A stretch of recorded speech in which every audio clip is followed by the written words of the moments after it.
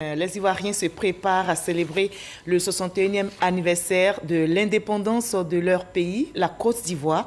Les festivités seront sobres en raison de la pandémie de Covid-19, mais la tradition, elle est respectée. L'adresse à la nation du chef de l'État à la veille de cette fête nationale, un discours très attendu. Je vous propose de suivre en direct le message à la nation du président de la République, Alassane Ouattara.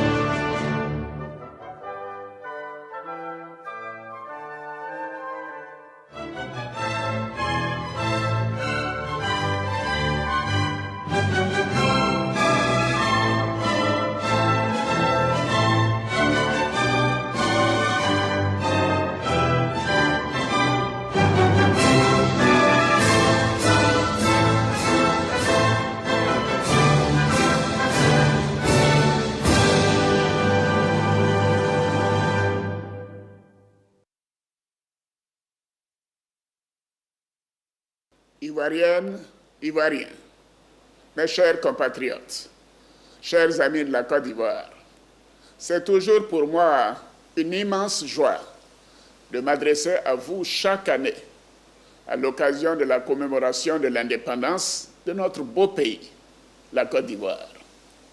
Notre pays célèbre demain ses 61 ans d'indépendance. Oui, 61 ans d'histoire contemporaine, 61 ans d'expérience tirée de notre marche commune vers le développement. C'est également l'occasion pour nous de jeter un regard rétrospectif sur les événements heureux ou malheureux auxquels nous avons su faire face. Cette histoire commune, vécue de génération en génération, doit nous servir à faire toujours plus et toujours mieux pour l'épanouissement des Ivoiriens et la grandeur de notre nation. Mes chers compatriotes, chers frères et chères sœurs, dans ce moment de commémoration, je voudrais saluer la mémoire du plus illustre de nos dévanciers, le président Félix Houphouët-Boigny, ainsi que celle de tous nos aînés qui ont mené à ses côtés cette lutte pour notre indépendance. Je veux également saluer la mémoire de tous les bâtisseurs et de toutes les personnalités qui ont apporté leur pierre à l'édifice de construction de notre beau pays. Je voudrais rappeler avec émotion le souvenir de la perte brutale de mes fils, Feu Amadou Gon Coulibaly et Feu Ahmed Bakayoko, qui ont été arrachés trop tôt à notre affection. J'ai une pensée pieuse pour ces deux hommes d'État, dont la vie et l'action ont fortement impacté notre pays, ainsi que pour tous ceux et celles qui nous ont quittés. Nous devons puiser à nous-mêmes les ressources nécessaires pour surmonter ces événements douloureux et poursuivre leur ambition pour notre pays. Mes chers compatriotes, ce jour de souvenir nous donne également l'occasion de faire l'état de la nation. Au plan politique, nous sortons d'un cycle électoral complet avec l'organisation de l'élection présidentielle en octobre 2020 et des élections législatives en mars 2021. Ce processus électoral a fait l'objet d'un dialogue inclusif avec l'ensemble des acteurs politiques et ceux de la société civile. Il a abouti à un consensus national autour des conditions d'élections justes, transparentes et démocratiques. En dépit des efforts déployés par les différentes parties prenantes au dialogue, l'élection présidentielle a malheureusement été entachée d'incidents suite à l'appel de certains responsables de l'opposition à la désobéissance civile. Cela s'est soldé par des pertes en vie humaine, des blessés, la fragilisation du tissu social et des dégâts matériels importants. Je voudrais à nouveau m'incliner devant la mémoire des victimes et exprimer toute notre compassion à leurs proches.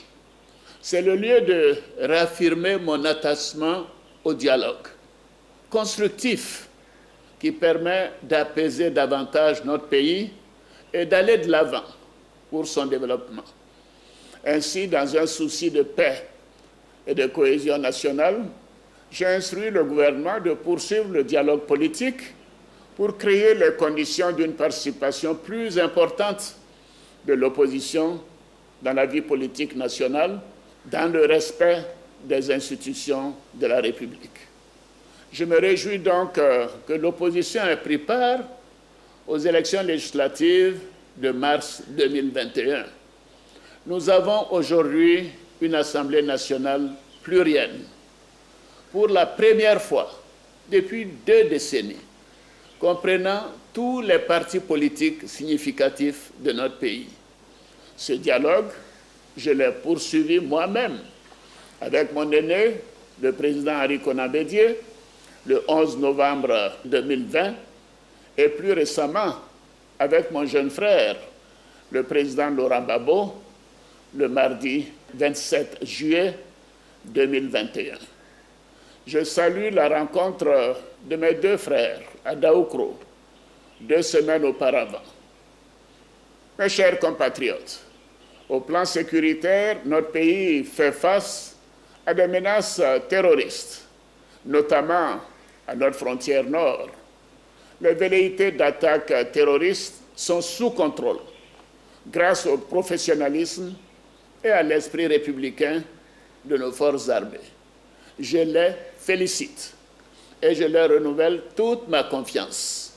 Je m'incline devant la mémoire de tous ceux qui sont tombés au champ d'honneur pour la défense de notre patrie.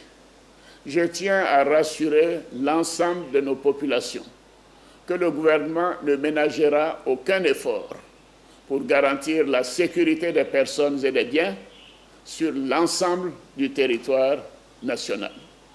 L'État continuera à mettre les moyens nécessaires à la disposition de nos forces de défense et de sécurité, notamment en matière d'équipement et de formation, à travers l'Académie internationale de lutte contre le terrorisme de Jacquesville.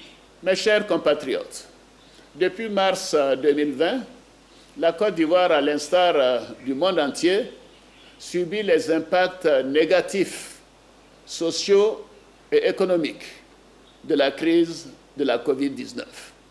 En dépit de la justesse et de l'ampleur de la riposte du gouvernement, les effets socio-économiques de cette crise se ressentent au niveau des populations et des entreprises en Côte d'Ivoire.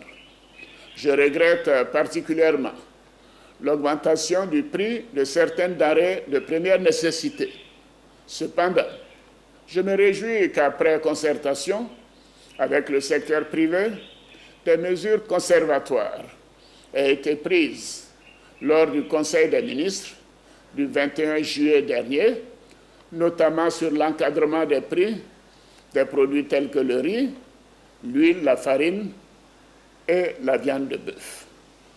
Afin de trouver une solution pérenne à cette problématique, le gouvernement travaillera au renforcement du contrôle et de la surveillance des prix sur le marché, à l'amélioration de l'offre des denrées alimentaires, ainsi qu'à l'accélération du développement de l'industrie agroalimentaire. Je regrette également les coupures d'électricité que nous avons subies de mi-avril à mi-juillet 2021 et qui ont causé de nombreux désagréments aux populations et aux entreprises.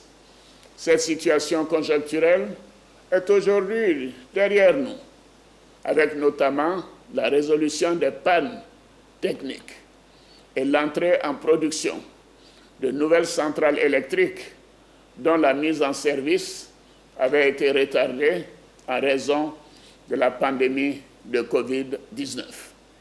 Je voudrais saluer mes concitoyens ainsi que toutes les populations vivant en Côte d'Ivoire qui ont fait preuve de compréhension et de patience durant cette période difficile.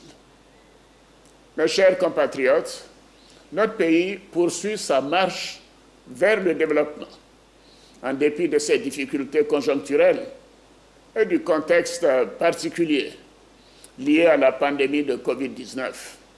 Les actions menées par le gouvernement ont permis d'améliorer de manière substantielle les conditions d'accès à la santé, à la protection sociale, à l'éducation, à l'emploi, à l'électricité et à l'eau potable.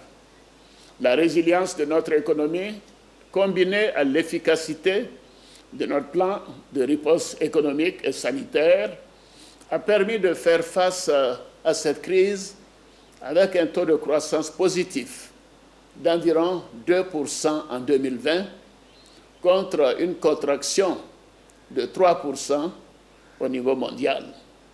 Par ailleurs, plus d'1 million de doses de vaccins ont déjà été administrées et la bonne prise en charge des patients a permis d'avoir un taux de mortalité qui se situe parmi les plus bas au monde.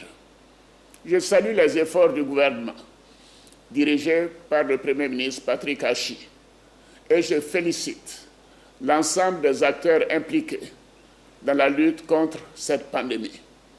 Toutefois, la maladie est toujours présente avec l'apparition de nouveaux variants dans le monde.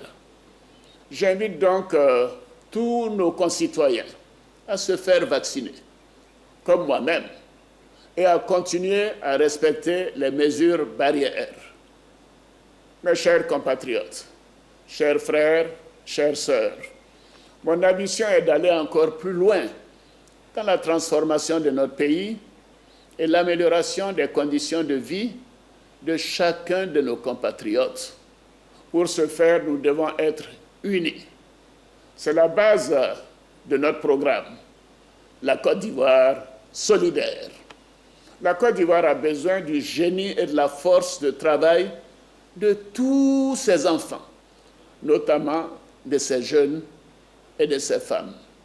C'est pourquoi nous allons accélérer l'accès des populations à l'éducation, à la santé et au financement des projets à travers la mise en place d'un nouveau programme social du gouvernement qui viendra consolider les bases du programme initial tout en mettant l'accent sur les zones de fragilité telles que le Nord-Est. Nous allons également poursuivre le développement du secteur privé et promouvoir l'émergence de champions nationaux afin de créer plus d'emplois pour nos jeunes. Par ailleurs, notre administration doit être plus exemplaire en matière d'efficacité et d'intégrité. Ainsi, nous continuerons à faire la promotion de la bonne gouvernance et à lutter contre la corruption avec force et détermination. Mes chers compatriotes, notre pays a la capacité de faire face à tous les défis pour offrir à chacune de ses filles et à chacun de ses fils une vie meilleure. Pour cela, rien ne doit entraver la marche de la Côte d'Ivoire vers son développement et le bien-être de chacun. C'est pourquoi je me réjouis de toutes les initiatives visant à l'apaisement. Je ne ménagerai aucun effort pour cela, dans le respect de la loi et des institutions. Je note la mise sous contrôle judiciaire ou en liberté provisoire par les juridictions compétentes de 69 inculpés détenus suite aux événements survenus à l'occasion de l'élection présidentielle d'octobre 2020. Ce vendredi 6 août, j'ai procédé à la signature d'un décret accordant la grâce à 9 personnes condamnées pour des infractions commises à l'occasion de ces mêmes événements. L'examen de la situation d'autres personnes encore détenues se poursuit. Par ailleurs, j'ai aussi procédé à la signature d'un décret accordant une remise gracieuse de peine à 3 000 condamnés, dont la peine restant exécutée est inférieure ou égale à 1 an. Bien évidemment, cette mesure ne concerne pas les personnes condamnées pour des crimes de sang.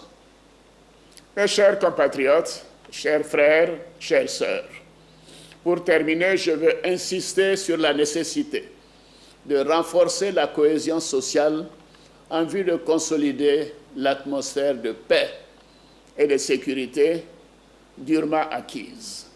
Nous devons continuer sans relâche à nous rassembler afin de relever ensemble le défi de notre génération, celui de bâtir une nation prospère, solidaire et réconciliée avec elle-même dans la justice et le pardon mutuel. La commémoration de l'indépendance de notre pays nous invite à nous réapproprier nos valeurs fondamentales, la tolérance, le travail, le vivre ensemble, la discipline et l'hospitalité. Pour ma part, je crois en ces valeurs. Je crois en la Côte d'Ivoire. Je considère que chaque jour est une nouvelle opportunité d'œuvrer au rayonnement de notre pays et à l'amélioration des conditions de vie de chaque Ivoirienne et de chaque Ivoirien. J'invite toutes les forces vives de la nation à travailler main dans la main à cette noble ambition dans la fraternité et la responsabilité. Bonne fête de l'indépendance à toutes et à tous. Vive la République, vive la Côte d'Ivoire, que Dieu bénisse notre beau pays.